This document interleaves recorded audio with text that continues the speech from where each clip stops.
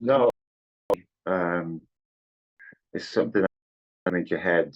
Any injury, really, to be honest with you, you understand there's dangers out there, and there's obviously it's part and parcel of the game to pick up an injury of some kind, but not really a negative way of thinking. I don't really have that mindset. Going onto the field, it's about you want to try and dominate the opposition, and you don't really have those negative thoughts in your head. You can't really, because it's inviting problems, really. And did you have a preference in terms of the pitch you played on? Because obviously Cardiff Arms Park is a 4G pitch, and Parky Scarlets is a grass pitch. Did you prefer playing on it, or did you just get on with the game? I quite like the 4G pitches, or whatever you call it. They sort of came in at the back end of my career, and I quite enjoyed them actually, because you did feel a bit quicker, and you did when you did step, it was a bit more solid. You could push off the surface a bit more, whereas I played in some boggy pitches as well, which it's kind of, if you have got a bit of pace and a bit of a step, not that I did have much, but it does sort of drag you down a bit. So no, I like the 4G, to be honest. And you obviously went outside of Wales, in France and at Sale. With the English game at the minute, and not allowing players to play abroad, how do you find that as someone who has done it and has managed to play international rugby as well? Yeah, well, I think it's a great learning curve. It's a good way to develop you as a player and as a person and things. So there's lots of advantages to it. And initially, WRU were quite happy that me and some friends went there, because it was freed up a bit of a budget back in Wales, so it kind of made sense. But yeah, I mean, I think it's and it is a short career, and players need to maximize their time and go for it. And but like I said, it's not just purely that sense. It's about playing with different players all over the world. You develop yourself in so many different ways, and there's lots of benefits to it. Yeah, absolutely. And you touched on the fact of the benefits. What were some of the benefits of playing in France and playing in England for you? What were the benefits? What for you? Yeah. Well, to test yourself as well, to get against the French league's one of the best leagues in the world. You get to play with not only the French players, but players from New Zealand, South Africa, Tonga, Fiji. It really is best leagues out there. So and we did end up winning the league in the end in Racing, and we reached the European Cup final. And so perhaps I don't think we will achieve that with the Welsh team. So those are the benefits, really. You want to try and get silverware and get the big, always want to try and win the big sort of European Cup, but didn't quite manage it. But yeah, so it's those benefits, really. And again, to play with the best players in the world and against the best players in the world. 100% agree with you there. Obviously, it's not been the best autumn for either England or Wales. What do you think needs to happen in terms of the Six Nations for both sides? But I think England played pretty well. I think the manner in which they lost was a lot different to how Wales lost. I mean, Wales didn't really look like winning any game. So whereas England were losing just by 1 point and last minute stuff, and they could have easily beaten New Zealand. I thought they were outstanding, but perhaps a few tactical decisions. Should have kept Marcus Smith on the field, I think. But yeah, I think there's a big difference. I think both will have. Well, if Wales can manage to win maybe 2 games in the Six Nations, that'll be a successful campaign, I think. But even to sort of get the one at the minute, it's pretty tough. And obviously, when the national team doesn't do well, interest goes down. Who would you say is the main figurehead or selling point for the games, obviously here in England and in Wales as well? What do you mean selling point? Sorry, as in player? Yeah, so you have to pick a player who would be like your marketing player. Oh, for me, yeah, well, Marcus Smith for England for sure. But he puts bums on seats. He's a bit of a rock star, really. He's got all the skills, and he played really well in the autumn. He can create for others for himself. He's got a great running game. Yeah, he's definitely up there, and one of the best players in the world, I think. And I bet you'd have loved to have played inside Marcus Smith, feeding him off the bottom of a ruck. Yeah, no, I met him as well. He's got his head on his shoulders, got an old head on his shoulders, sorry, and he's definitely he's gonna have another big season. Hopefully he'll get on the Lions as well. Him and Finn Russell would be pretty exciting to watch, really. Absolutely. And speaking of the Lions, first of all, how good is it to see Australia back firing again? And secondly, who is your Lions captain? Lions captain. Um, I haven't thought about the Lions captain, but I imagine it'll be someone from Ireland because with Farrell and with their form for the last couple of years, the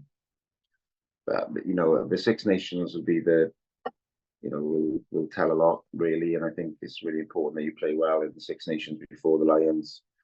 Um, um, yeah, I mean, who can be captain? I think it'll be maybe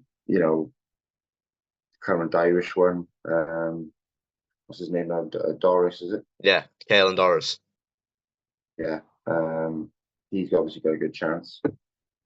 But I don't really know these guys. I don't know. You got to have a bit of everything as the Lions captain. You got to have the quality on the field. You got to be someone who can connect with everyone off the field, have a good sense of humour, have a good work rate.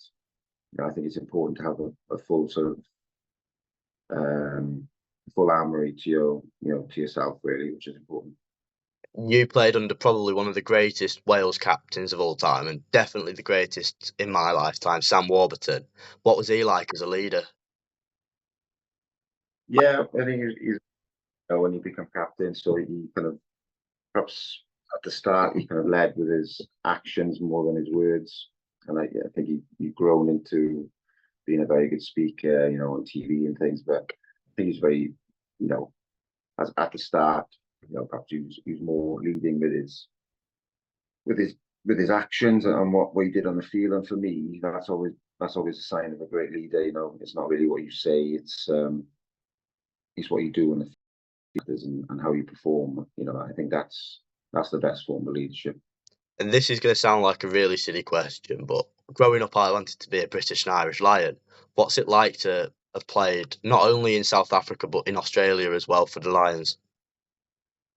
Yeah, well, it's kind of the pinnacle of your career, really. So it's the best of the best, and you played alongside you in England, Scotland, and Ireland. So unique, very obviously it's comes around, once it is, and the history of it is pretty phenomenal. So there hasn't been many win uh, tours really, and if you look at the history of only something low as maybe 4 or 5 or something, 6, I'm not sure, but it's not so.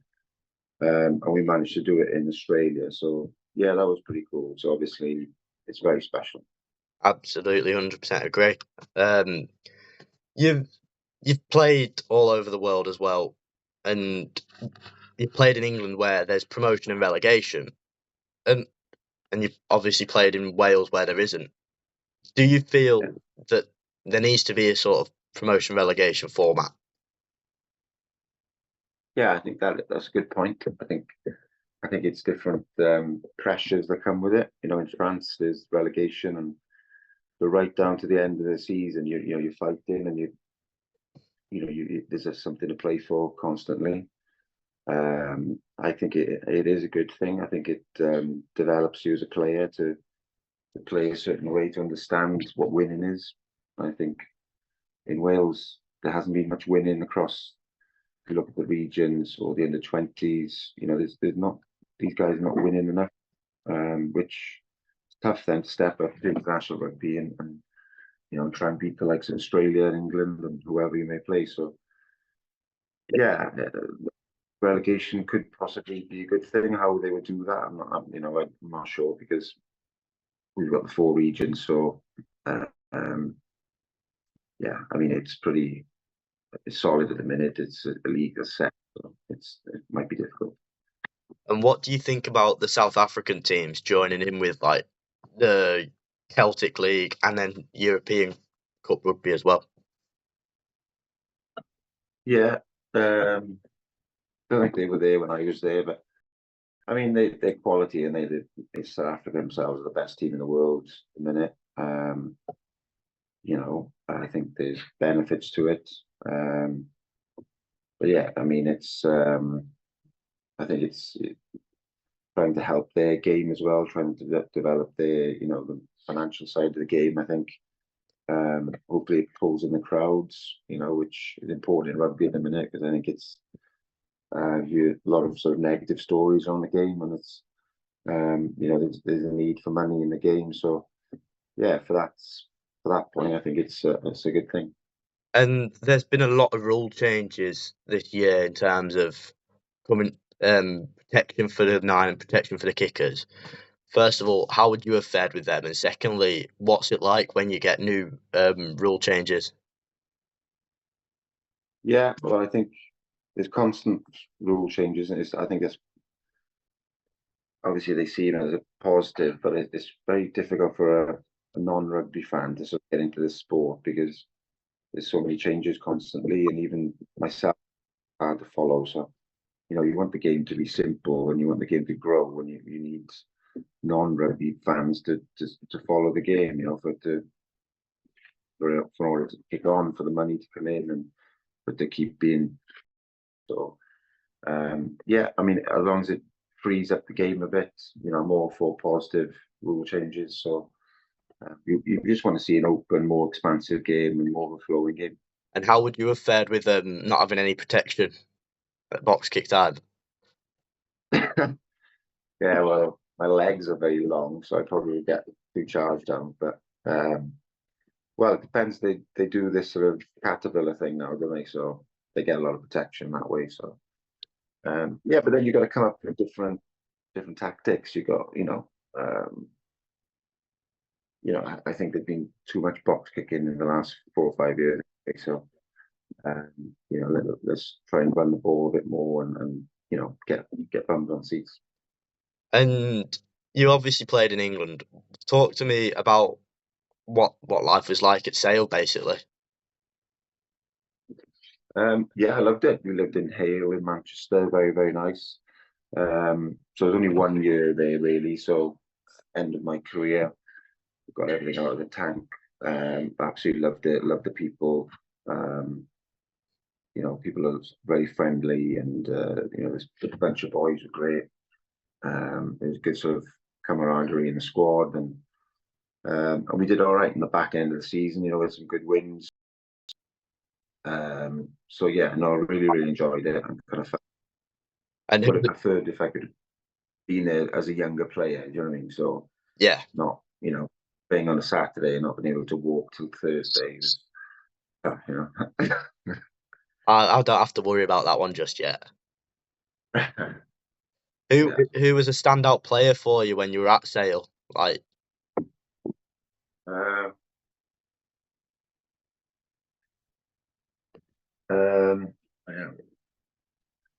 we had McGinty at 10. Yeah, it was class. Yeah, he's done really well. So for a guy with zero pace, he always seems to find. Yeah, always seems to find a gap. So, and he's doing well now, isn't he? He's down in Bristol now, isn't he? Yeah. Yeah, he was a very. So yeah, I hope he has good career and a good sort of season, which I've seen him play pretty well. So yeah, he's got all the skills. Yeah, the Irish American. Speaking of playing for a country where you're not from, Scotland had like 46% of their squad this autumn not Scottish or not born in Scotland, and I think Wales and England were about 25%. What are your thoughts on that? Well, I don't know really. It's modern world, isn't it? People have moved around a lot, and parents and grandparents travel for work and things. So yeah, I mean, it is what it is. I mean, it's um, yeah. I mean, I haven't really thought about it, to be honest, but it's just something that's in the modern world, So um, yeah, I mean, everybody wants to play international rugby. Um, I didn't agree with people going to a different country and living there for like 2 years and then qualifying. I think that's a bit too short. I think they changed that, didn't it? Yeah, something like that. So if genuine connections there, then it's fine, really. And it seems in the Wales squad that players are spread evenly throughout the regions. Um, is that through like a central contract system, or is that just because you're the best player at this point and there's even distribution? It is even distribution. I don't think I don't think that's planned. Maybe no, I think it's very individualized. I think. I mean, I'm talking here, but I think yeah, I don't. I'm not honest, but I, I I don't know because that system wasn't there when I was there. So, but it certainly would make sense. If there's no point having two, international scrum halves in one club, etc. Um, that needs to be done. From what I could, from my understanding, sometimes there was a bit of a breakdown there. Whereas it would benefit a younger player if you went to Cardiff or to Dragon. But maybe that does go on. I don't. And in the Celtic League recently, there's obviously been some big names arriving, and none bigger than Geordie Barrett and Archie Snyman. Is it fair for the league to see like Leinster with the whole Ireland squad and then those two big names as well, or is it just what Leinster can afford and the fact that they're one of the best teams in Europe? Well, yeah. I mean, yeah. I mean, that's a tough question, isn't it? I think I don't see the need for Barrett really. I think they do it very, very well in Ireland. Whenever there's an overseas player, they all got to agree with it. All the teams, and so maybe they're looking at, I don't know, maybe it's a way of bringing on because Sexton's gone. Maybe it's a way of developing, the younger players. Maybe it's only a short-term thing. Maybe it's to boost the financial pots, and I don't know. There must have been benefits to it, and well, obviously there are benefits to these world-class player. He's one of the best players in the world. So, yeah, I mean, they must be looking at it as a development for other younger players around him. Absolutely, and I feel like we've given rugby union a bit of a slander now, so I'm going to give you some quick fire positive questions to finish off. Okay. So, who was We haven't slagged that rugby, huh? not much, but it doesn't feel like we've given it a positive light. Anyway, Yeah. so who would be? So that's job as a reporter to make it positive. That's All right, make my job even harder. Cheers, Mike. Who would be the 110 in international rugby right now that you'd love to play inside of? the one number 10. Yeah, probably Marcus Smith. Who was the best 10 that you played inside of? Dan Carter. Fair enough, and you can't get much better than him, other than Johnny Wilkinson. Yeah. Played with Sexton as well in France. Not bad. Love to have stayed in France now, considering Russell and now Owen Farrell. Yeah, yeah. Played with Owen as well for Lions, so Oh yeah. I haven't played with him. Um, what is the best game that you've played in for club and then for country? Um, well, I mean, club. I got to play in the final of Scarlets versus Ulster. This would have been 2004. 2004 was the league decided in the old Straddy Park where I got to start that game. We had to win. I think it was a. I don't think it was a. I think it was a final or something. Or we had to win the last game to win the league. That was a big moment, and also the fight. This is club, and then also beating Leinster in Dublin to win the Ospreys the league out there. Yeah, I mean, and then internationally would be beating England by 30 points. 2013. I So we remember won the that. Six Nations.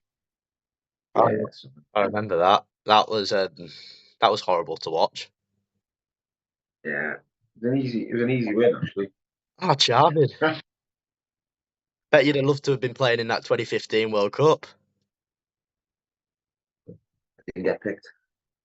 And then obviously Although, you played in New Zealand 2011. How good of an yeah, experience was it? Obviously playing. How much did it feel as though you were like, we could have done so much more? yeah, no, we the semi final. Obviously, Sam gets a red card after 20 minutes. We lose Adam Jones. I think we missed 4 kicks a goal. We miss out by 1 point. So just felt that the world was against us. Not blaming anyone, but it's just one of those things didn't quite click with us, and perhaps not enough, not enough belief perhaps in the team. You played at a few clubs in your time, and rugby's obviously known for its initiations. Which songs did you have to sing for yours?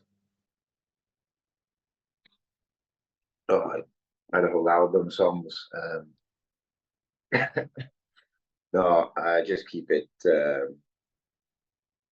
simple really with something Welsh,